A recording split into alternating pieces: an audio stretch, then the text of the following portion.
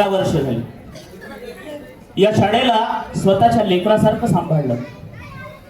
इथल्या मुलांना लेख माया दिली. आज हे सगळं संपणार आहे. आता उरली आहे ती फक्त शेवटची सही. आज साहेब येणार, शेवटची सही करणार आणि उद्यापासून शाळा बंद. आज इथं वर्ग नाही, आज इथं आहे ती परीक्षा. आज इथं आहे मराठीची परीक्षा. आणि आपण मराठीला नापास करणार आहोत का?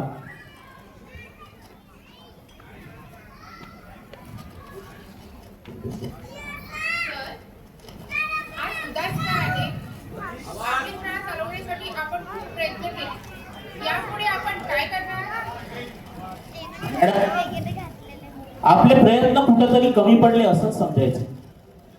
कारण एक विद्येचं मंदिर, एक शाळा बंद करण्याचं पाप आपल्या माथ्यावर चढणार आहे. आणि ही जखम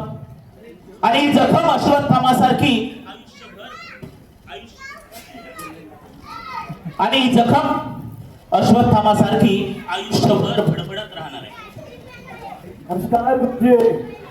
नमस्कार बाबनराव, नमस्कार. या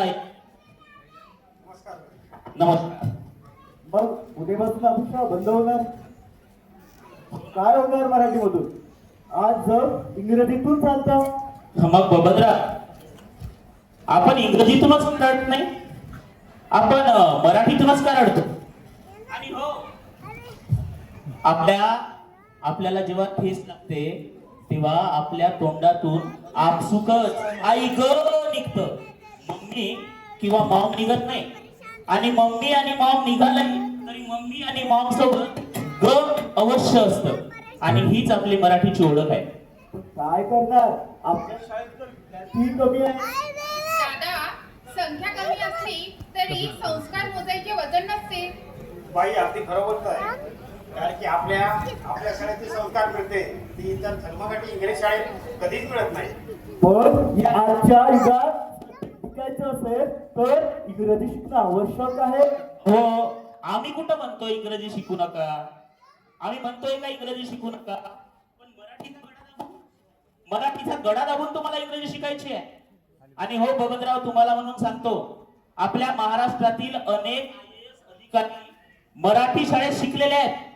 आणि तुम्हाला माहित असेल, आपल्या महाराष्ट्रातील सर्वात स्वच्छ आणि डॅशिंग अधिकारी तुकारामजी मुंडे हे मराठी शाळेत शिकले आणि IAS झालेले आहेत. हेही लक्षात ठेवा. आद्या, आपली मराठी शाळा आता बंद होणार रे. हो ना, आपली मराठी शाळा बंद होणार आणि आपल्याला त्या इंग्रजी शाळेत जावं लागणार. आद्या, कसं रे, आता आपली ही शाळा बंद होणार आणि कसं मोठी माणसं ठरवतात की आपण कुठं शिकायचं आणि कुठं नाही. या इंग्रजी शाळेत शिकून काय मिळणार आहे? हो ना साई, आपल्याला या मराठी शाळेतून मिळणारी माया ममता खरंच त्या इंग्रजी शाळेत मिळणार आहे का? हो ना, हे आई आणि बाबा सारखे आपले गुरुजी आणि मॅडम आपल्याला किती माया करतात. अशी माया त्या इंग्रजी शाळेत मिळेल का आपल्याला? कुणी आमचा विचारच करत नाही की आम्हाला काय शिकायचं आहे काय. पण मी बाबाला सांगणार की मला याच मराठी शाळेत शिकायचं. बाबा बाबा बाबा, मला की नाही इथं शिकायचं आहे. माझी टीसी काढू नका, मला याच मराठी शाळेत शिकायचं आहे. पण आता बंद होणार आहे का? हो बाबा, पण आपण जर गावकऱ्यांना प्रयत्न केला तर हे शाळा बंद होण्यापासून आपण वाचवू शकतो ना. पण बेटा, तुझं स्वप्न खूप मोठं आहे, मोठं व्हायचं आहे. हो, माझी स्वप्न मोठी आहेत, पण भाषा लहान नाही. तुम्ही दोन विद्यार्थी या शाळेत काय करणार? काका, आम्ही जरी आमची संख्या कमी असली तरी आम्ही चुकीचे नाही. शाबास बेटा, शाबास. ही आहेत मराठी शाळेतली मुलं जी आपल्या भावना बिनधास्तपणे व्यक्त करू शकतात. पुन्हा आपल्या भाषेत भावना मुक्तपणे व्यक्त करता येतात. इंग्रजी शाळेत फक्त पोपट तयार केले जातात. इथे फक्त घोकटपट्टीवर भर दिला जातो. अगदी खरं बोललात मॅडम. मी अनेक इंग्रजी शाळेत शिकलेल्या मुलांनी आपल्या आई वडिलांना दूर केलेलं पाहिलंय आणि मराठी शाळेत शिकलेली मुलं कधीच आपल्या आई वडिलांना दूर करत नाही, आपल्या आई वडिलांना प्रेम देतात. काय आहे मराठी शाळेत इंग्रजी शाळा बघा, त्यांचा अभ्यासक्रम बघा, त्यांच्या इमारती बघा, कशा चमकदार आहेत. बबतराव, अहो तुम्हाला मराठी शाळेत पाठ्यपुस्तकं मोफत मिळतात, तुम्हाला मराठी शाळेत जेवण मोफत मिळतं, तुम्हाला मराठी शाळेत गणवेश मोफत मिळतो. पुढच्या वर्षीपासून मराठी शाळेमध्ये स्कूल बॅग सुद्धा मोफत मिळणार आहे. एवढे सगळी साधनं तुम्हाला मोफत मिळतात. त्यामुळे मराठी शाळेची तुम्हाला किंमत नाही. ज्या दिवशी तुम्हाला ही सगळी गोष्टी विकत घ्याव्या लागतील ना, तेव्हा तुम्हाला कळेल की मराठी शाळा काय आहे. पण तेव्हा वेळ निघून गेलेली असेल. तर या बोलण्यानं मराठी शाळेविषयी आपुलकी निर्माण झाले. जसं माझं मत परिवर्तन झालंय तसंच आपण सगळ्या पालकांचं मत परिवर्तन करू आणि या शाळेला पुन्हा उभारी देऊ. तुम्हाला म्हणून सांगतो बबनराव, अहो जेव्हा समाजाची आणि गावकऱ्यांची मदत मिळते ना, तेव्हा दत्तात्रय वारे गुरुजींसारखे एक गुरुजी मराठी शाळेला जगातील सर्वोत्तम शाळा बनवतात आणि तेही जिल्हा परिषदची शाळा, हेही विसरू नका. म्हणूनच ना ह्या विद्यार्थ्यांना 1.25 पाऊल ह्या गोष्टी कळत नाही हो. बघा ना, बाजारात जर गेले ते टमाटे सुरुवातीला घेईल, त्याच्यानंतर कांदे, बटाटे, कोबीची भाजी, असं कोणती पिशवी घरी येईपर्यंत झोप होऊन जाईल. टोमॅटो खायला तरी पत्ता लागत नाही, साधा साधा व्यवहार करता येईल. पण असा प्रसंग मराठी शाळेतल्या विद्यार्थ्यांना कधीच घडणार नाही हो. आपण सर्वजण जर प्रयत्न केले तर आपल्या मराठी शाळा शिकतील. जर आपलं सगळ्यांचं सहकार्य असेल ते आपण या मराठी शाळेला पुन्हा उभार द्यायचा प्रयत्न करू. आपण नक्कीच प्रयत्न करू.